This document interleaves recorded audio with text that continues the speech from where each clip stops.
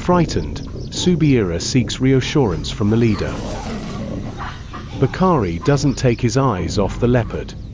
But the leader does nothing. So Bakari does the unthinkable.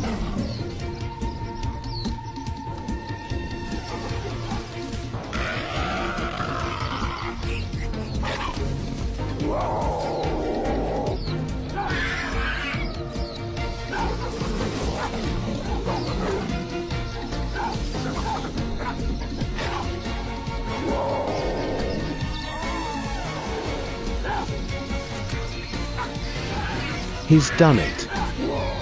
Faced with a threat to Subiera, Bakari found courage he never knew he had. But does she realize who it was for? He's made her feel safe.